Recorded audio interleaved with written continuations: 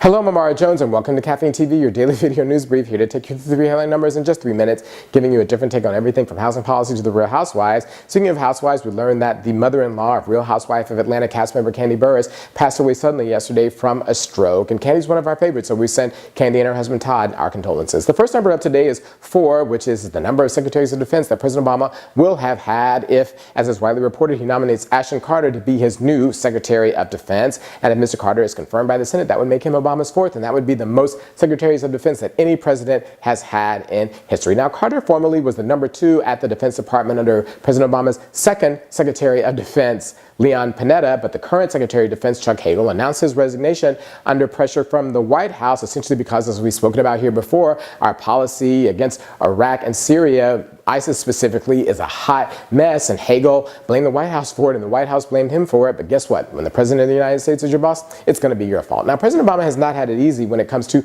defense and foreign policy. During his time in office, he inherited 2 wars, the one in Iraq and Afghanistan, and saw a new Cold War develop with Russia during his time in office, and faces the perennial threats from North Korea and a host of other bad actors. Now, with a list like that, where there are more things on it that could go wrong than right, we need to wish Mr. Carter all the luck in the world, because he's going to need it. The next number up today is 80, as in the jersey number of Houston Texan wide receiver Andre Johnson. Now, yesterday was Giving Tuesday, and Mr. Johnson scooped up some poor kids in Houston and took them to Toys R Us and told them to run amok for 80 seconds, and that whatever they could lay their hands on in that time frame, they could keep. Well, they went to work and ended up getting $17,000 worth of stuff, so much so that he had to call Amex to tell them that no, he hadn't been a victim of identity fraud. Now, in case you're wondering, no, this is not a one-off publicity stunt by Johnson. This is something that he's done for almost a decade, and so this is a real good news story from the NFL. But as reported in the Huffington Post, hopefully corporate America will begin to follow his example, as they point out if the Fortune 500 companies would give 1% of their $12 trillion to philanthropy, we could do things like eliminate hunger in the world, feed every single hungry person in the world,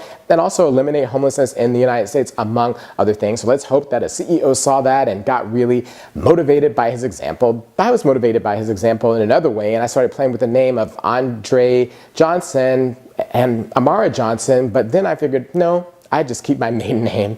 The next number up today is 6, as in 6 months. That's how long Kayleen Wald kept her husband in Canada in her house after he had died. Yep, 6 months. Now, her husband, Peter, had been sick for a while, and she said that after he passed away, she was keeping him so that he could be resurrected. They are devout Christians, she and her sons, and so they kept him believing that he would be the modern-day Lazarus. Now, neighbors were wondering what had happened to Peter because they knew that he was sick for a while, but every time she asked about it, she said, well, he's in God's hands, and quite literally was. And earlier this week, a suit by the Canadian government was dismissed against her for not reporting a dead body because she had lost her house in the process, and they thought that they had all suffered enough. But I have to say that they are the first example, and she is the first example where they went beyond their wedding vows of "till death do us part."